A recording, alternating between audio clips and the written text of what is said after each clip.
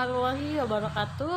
Baiklah, kami dari kelompok 4 akan mempresentasikan hasil diskusi kami tentang ruang lingkup penilaian dan evaluator program. Baiklah teman-teman semuanya, kami dari kelompok 4 yang beranggotakan 4 orang. Di sini yang pertama ada Nurfi Iksan Rais, yang kedua Fadila Yunisisa, dan yang ketiga Helmi Ramawati, dan yang keempat ada Yola Febriani. Nah, baiklah teman-teman semuanya, untuk mempersingkat waktu, marilah kami menjelaskan terkait materi kita pada hari ini.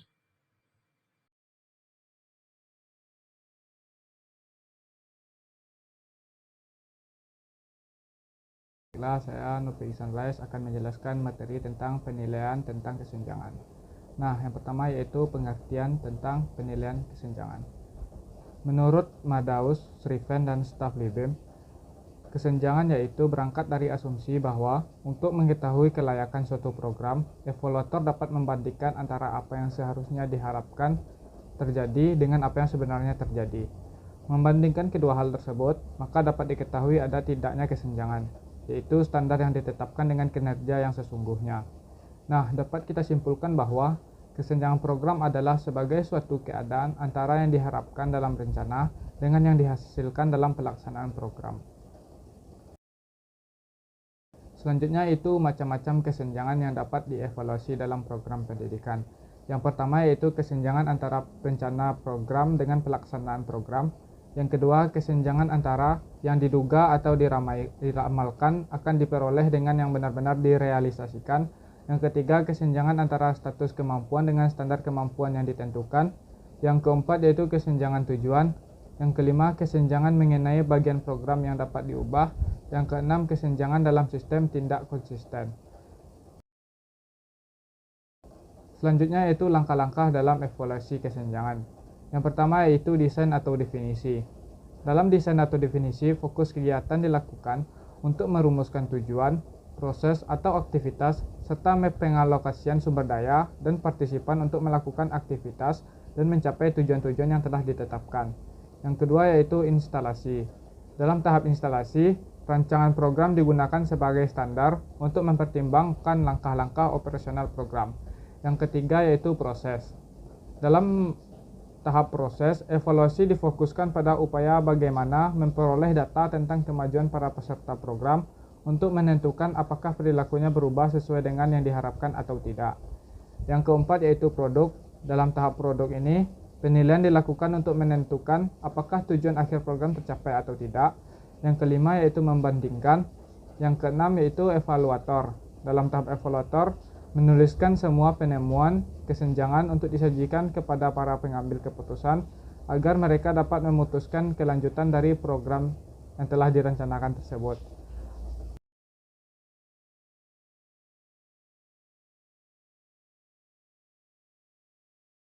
Sini saya akan menjelaskan tentang ruang lingkup penilaian hasil belajar.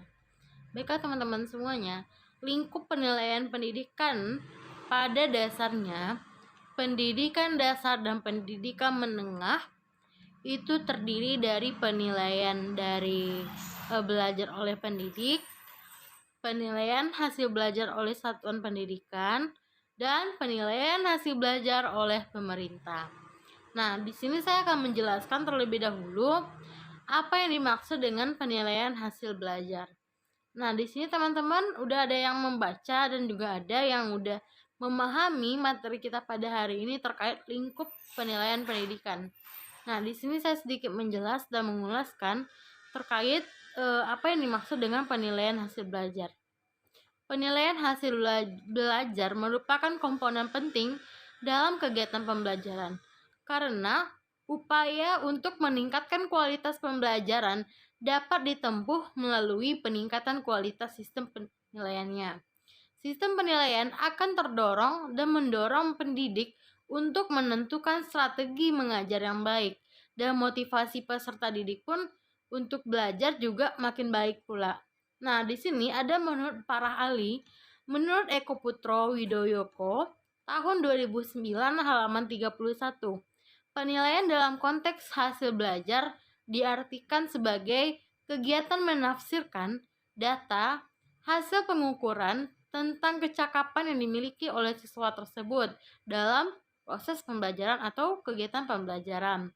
Nah, di sini juga ada menurut Nana Sujana, tahun 2013 halaman 3, penilaian hasil belajar adalah proses pemberian nilai terhadap hasil-hasil belajar yang dicapai siswa dengan kriteria tertentu.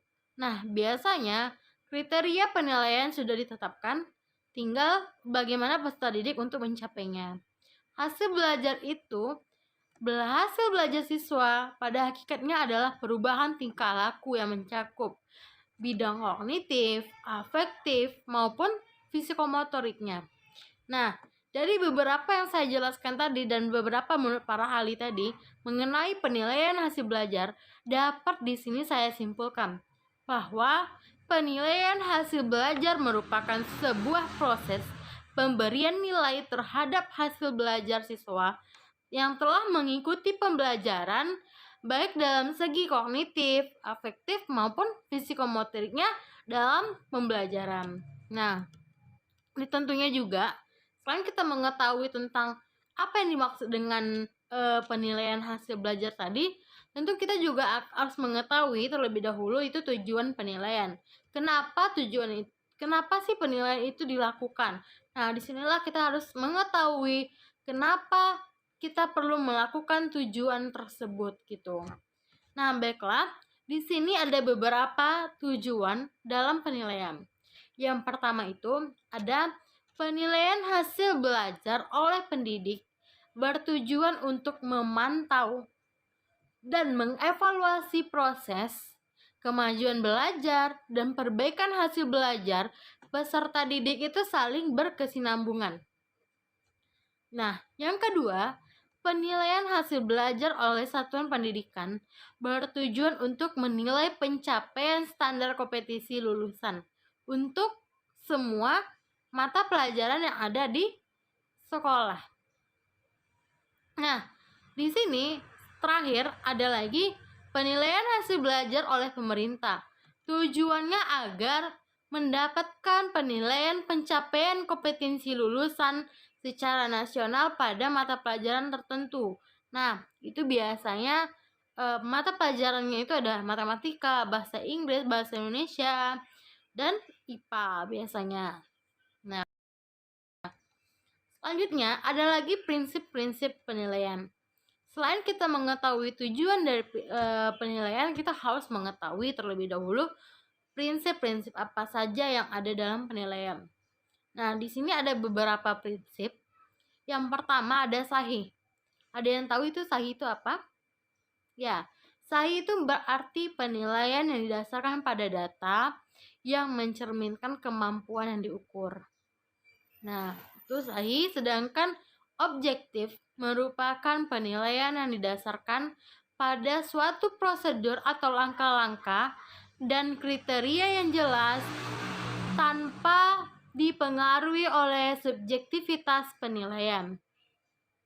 Nah, sedangkan adil merupakan penilaian yang tidak menguntungkan atau merugikan peserta didik karena berkebutuhan khusus serta memiliki perbedaan latar belakang baik itu agama, suku, budaya, adat istiadat, status sosial, ekonomi, ataupun gender itu tidak dapat dipengaruhi. Nah, selanjutnya ada lagi terpadu. Nah, terpadu ini merupakan suatu komponen yang takkan terpisahkan dari pembelajaran tentunya. Nah, yang kelima terbuka. Terbuka ini merupakan suatu proses penilaian, kriteria penilaian, dan dasar pengambilan keputusan dapat diketahui oleh pihak-pihak yang berkepentingan. Nah, di sini seperti pendidik, stakeholder yang ada di sana seperti kepala sekolah, itu tentunya harus mengetahui bagaimana penilaian dan bagaimana kriteria dalam penilaian. Nah, selanjutnya ada lagi menyeluruh dan berkesinambungan. Maksud ini apa? Dalam prinsip penilaian mencakup semua aspek kompetensi dapat dengan menggunakan berbagai teknik penilaian yang sesuai untuk memantau dan menilai perkembangan kemampuan peserta didik. Di sini selanjutnya sistematis. Sistematis ini merupakan penilaian yang dilakukan secara berencana dan bertahap dengan mengikuti langkah-langkah yang baku. Jadi setelah ditetapkan rencana, setelah ditetapkan bagaimana prosedur ataupun langkah-langkah untuk mencapainya, dengan langkah-langkah yang baku, kita mengikuti langkah-langkah yang sudah ditetapkan tentunya. Nah, selanjutnya itu beracuan pada kriteria, beracuan kepada kriteria. Nah, di sini maksudnya berarti penilaian ini didasarkan pada ukuran pencapaian kompetensi yang ditetapkan. Selanjutnya akuntabel.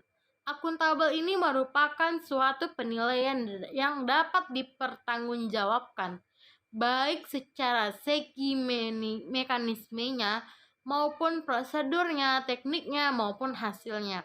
Semua yang kita lakukan penilaian itu harus dipertanggungjawabkan. Itulah yang namanya akuntabel. Nah, di sini setelah kita mengetahui tujuan, pengertian, prinsip, nah di sini kita perlu mengetahui bagaimana sih bentuk-bentuk dalam penilaian.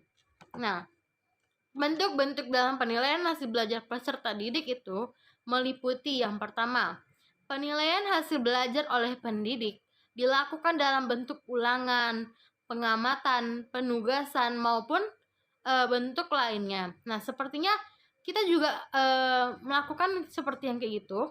Adanya tugas yang diberikan oleh guru, adanya observasi mungkin, dan adanya yang paling penting ulangan harian, ulangan tengah semester, ulangan akhir semester. Nah, itu merupakan suatu penilaian bagi pendidik untuk hasil belajar peserta didik.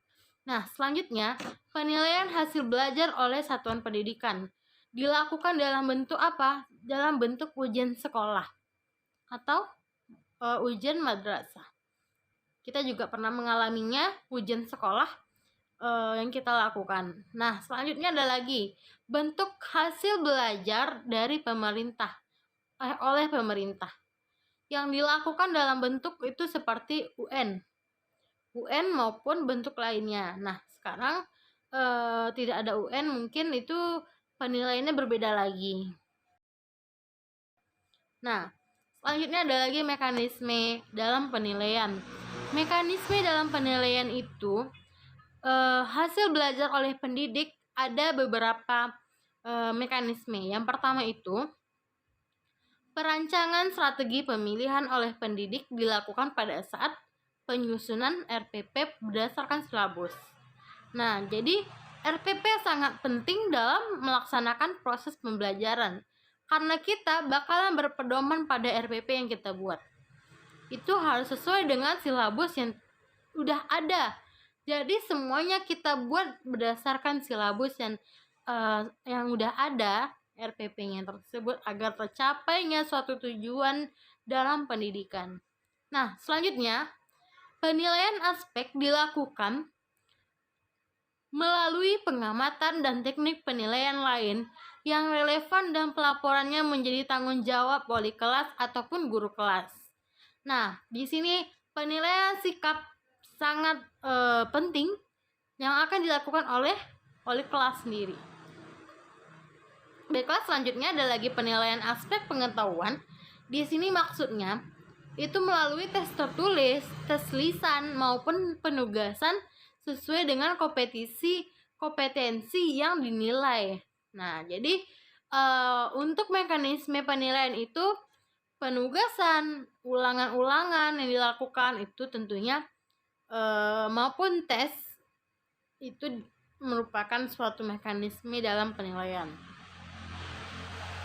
Selanjutnya lagi ada penilaian keterampilan melalui praktek, produk proyek, portofolio maupun teknik-teknik lainnya itu akan mendapatkan suatu kompetensi yang akan kita nilai. Nah, selanjutnya peserta didik belum mencapai KKM satuan pendidikan, maka akan dilakukan remedi.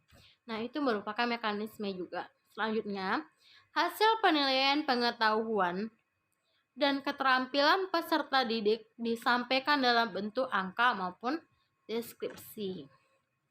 Nah, selanjutnya lagi, mekanisme penilaian hasil belajar oleh satuan pendidikan. Di sini ada 5 mekanisme oleh satuan pendidikan. Penetapan KKM yang harus dicapai oleh peserta didik itu melalui rapat dewan pendidik. Jadi setiap sekolah itu kenapa berbeda-beda? Karena itu ada penetapan KKM yang dilakukan oleh rapat dewan pendidik. Nah, jadi tergantung kemampuan sekolahnya, apakah bisa mencapai KKM ini peserta didiknya, apakah tidak. Nah, makanya lah KKM di seluruh sekolah mungkin berbeda-beda, ada yang 75, ada yang 70, itu tergantung mutu sekolahnya lagi. Nah, selanjutnya, penilaian hasil belajar oleh satuan pendidikan pada semua mata pelajaran mencakup aspek sikap, pengetahuan, dan keterampilan. Nah, yang ketiga, penilaian pada akhir jenjang pendidikan dilakukan melalui ujian sekolah. Yang keempat, laporan hasil penilaian pendidikan pada akhir semester dan akhir tahun ditetapkan dalam rapat dewan pendidik berdasarkan hasil penilaian oleh satuan pendidikan dan hasil penilaian oleh pendidik atau tenaga pendidik. Nah, selanjutnya lagi yang terakhir, kenaikan kelas dan kelulusan peserta didik dari satuan pendidikan ditetapkan melalui rapat dewan pendidik. Nah, selanjutnya ada lagi mekanisme penilaian hasil belajar oleh pemerintah. Di sini mekanisme yang dilakukan oleh hasil belajar oleh pemerintah itu ada 5, yang ada 7. Nah, yang pertama ada penilaian hasil belajar oleh pemerintah yang dilakukan dalam bentuk UN. Nah, yang kedua, penyelenggaraan UN oleh Badan Standar Nasional Pendidikan atau BSNP bekerja sama dengan instansi terkait untuk mengukur pencapaian kompetisi lulusan. Itu biasanya seperti saya sendiri, yang kami dulu SMK ada namanya ujian kompetensi program keahlian yang dilakukan oleh BSNP. Nah, selanjutnya ada lagi hasil UN akan disampaikan oleh peserta didik dalam bentuk sertifikat.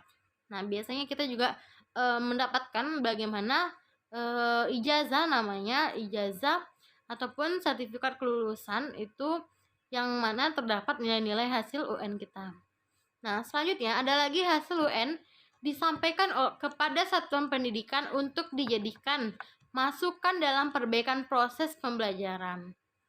Di sini kita akan mengetahui hasil UN peserta didik bagaimana sekolah itu.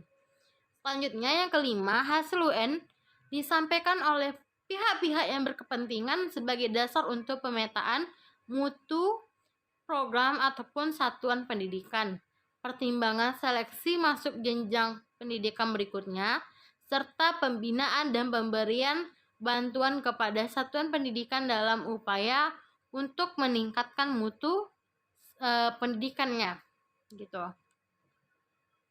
Selanjutnya ada lagi bentuk lain penilaian hasil belajar oleh pemerintah itu dilakukan dengan survei atau sensus. Nah, yang ketujuh, yang terakhir, bentuk lain dari penilaian pemerintah ini sudah diatur oleh Peraturan Menteri Pendidikan. Yang keenam, saya akan menjelaskan bagaimana proses atau prosedur dalam penilaian. Di sini yang pertama, prosedur penilaian proses belajar dan hasil belajar oleh pendidik dilakukan dengan berurutan. Yang pertama, menetapkan tujuan penilaian yang mengacu pada RPP yang telah kita susun. Yang kedua, menyusun kisi-kisi penilaian. Yang ketiga, membuat instrumen penilaian pedoman penilaian, melakukan analisis kualitas instrumen, melakukan penilaian, mengolah, menganalisis, dan menginterpretasikan hasil penilaian, melaporkan hasil penilaian, memanfaatkan laporan hasil penilaian, dan yang kedua ada lagi prosedur penilaian hasil belajar oleh satuan pendidikan yang dilakukan dengan mengkoordinasikan kegiatan dengan urutan menetapkan KKM sekolah, menyusun kisi-kisi penilaian mata pelajaran, menyusun instrumen penilaian, dan pedoman untuk skor nilainya. Dan yang keempat ada lagi melakukan analisis kualitas instrumen, melakukan penilaian, mengolah, menganalisis, dan menginterpretasikan hasil penilaian, melaporkan hasil penilaian, dan memanfaatkan laporan hasil penilaian. Nah, selanjutnya ada lagi instrumen penilaian. Instrumen penilaian ini meliputi 3 bagian. Yang pertama, instrumen penilaian yang digunakan oleh pendidik dalam bentuk penilaian berupa tes, pengamatan, penugasan, perseorangan ataupun per kelompok, dan bentuk lainnya yang harus sesuai dengan karakteristik kompetensi dan tingkat perkembangan peserta didik tentunya. Nah, selanjutnya ada lagi instrumen penilaian yang digunakan oleh satuan pendidikan dalam bentuk penilaian akhir ataupun ujian sekolah memenuhi persyaratan substansi, konstruksi, dan bahasa serta memiliki bukti yang validalitas empirik ataupun valid. Nah, selanjutnya instrumen penilaian yang digunakan oleh pemerintah dalam bentuk UN memenuhi persyaratan substansi, konstruksi, bahasa, dan menilai bukti-bukti validitas empirik serta menghasilkan skor yang dapat kita bandingkan antara sekolah yang ada di suatu provinsi maupun di daerahnya masing-masing.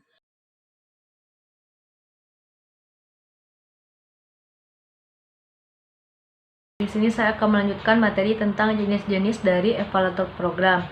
Di mana jenis dari evaluator program ini terbagi menjadi 2. Yang pertama yaitu evaluator internal, yang kedua itu evaluator eksternal. Nah, kita masuk kepada yang pertama yaitu tentang evaluator internal. Di mana evaluator internal ini merupakan seorang individu yang menjadi evaluator suatu program yang sekaligus merupakan salah seorang dari anggota dalam program tersebut. Dan ada juga kelebihan dan kekurangan dalam evaluator internal ini. Dari sisi kelebihannya, yang pertama, evaluator internal ini memahami seluk-beluk secara baik program yang akan dievaluasi sehingga kekhawatiran untuk tidak atau kurang tepatnya sasaran tidak perlu ada. Atau dengan kata lain bahasanya evaluasi ini atau evaluator ini tepat pada sasarannya. Yang kedua itu di dalam evaluator internal, evaluator adalah orang dalam, sehingga di dalam pengambilan keputusan tidak perlu banyak dalam mengeluarkan biaya. Nah, sedangkan kelemahannya, yang pertama itu evaluator berusaha untuk menyampaikan aspek positif dari program yang dievaluasinya dan menginginkan agar kebijakan tersebut dapat diimplementasikan dengan baik pula. Yang kedua yaitu jika evaluator yang ditunjuk kurang sabar, kegiatan evaluasi yang akan dilaksanakan tergesa-gesa sehingga kurang cermat. Yang kedua yaitu tentang evaluator eksternal. Di sini evaluator eksternal juga sering disebut dengan evaluator luar, yang merupakan individu yang tidak terkait dengan kebijakan dan implementasi di dalam suatu program.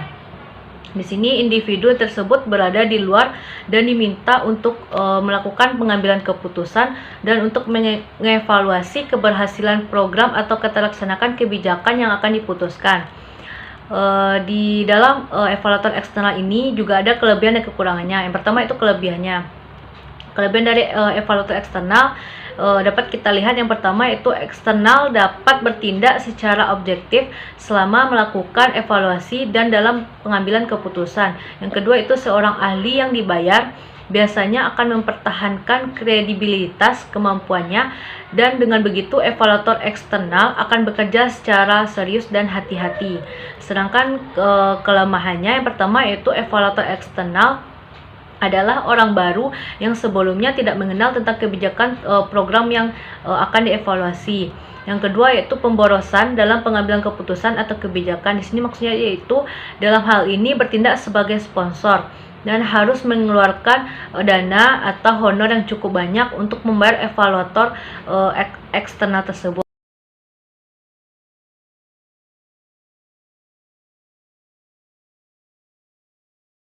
Selanjutnya saya akan melanjutkan materi mengenai syarat menjadi evaluator program.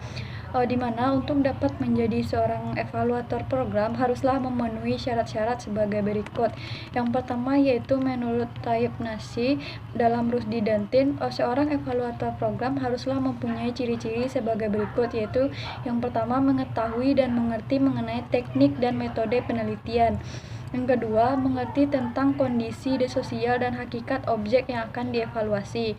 Yang ketiga, mempunyai kemampuan human relationship. Yang keempat, jujur, dan selanjutnya itu bertanggung jawab. Jadi seorang evaluator ini haruslah mempunyai sikap yang jujur, bertanggung jawab, mempunyai kemampuan bergaul dengan sesama. Selanjutnya menurut Ari Kunto dan Jabar, syarat-syarat seorang evaluator yang pertama yaitu harus memiliki kemampuan untuk melaksanakan evaluasi yang didukung oleh teori dan keterampilan praktek. Yang kedua yaitu cermat, di mana dalam hal ini individu yang menjadi evaluator melihat celah-celah dan detail dari program serta bagian program yang akan dievaluasi. Jadi seorang evaluator ini harus memiliki sikap yang cermat, di mana ia bisa meneliti dan melihat celah-celah yang detail mengenai program-program yang akan ia evaluasi. Yang ketiga yaitu objektif, di mana seorang evaluator ini tidak mudah dipengaruhi oleh keinginan pribadi. Selanjutnya itu sabar dan tekun. Seorang evaluator agar dalam melaksanakan tugasnya ia harus mempunyai sikap dan sabar dan tekun dalam membuat rancangan kegiatan dalam bentuk penyusunan program-programnya.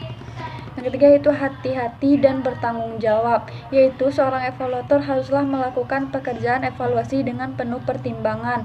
Namun apabila masih ada kekeliruan, berani menanggung risiko dan bertanggung jawab terhadap pekerjaan yang telah ia lakukan tersebut.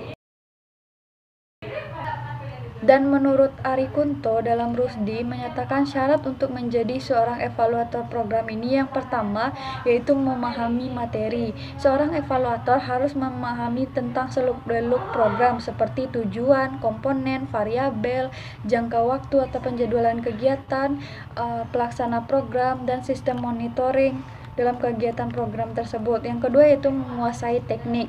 Evaluator haruslah menguasai cara-cara atau teknik yang digunakan dalam melaksanakan evaluasi program tersebut. Selanjutnya, objektif dan cermat dalam cara evaluator program. Mungkin hanya itu yang bisa kami jelaskan kepada teman-teman.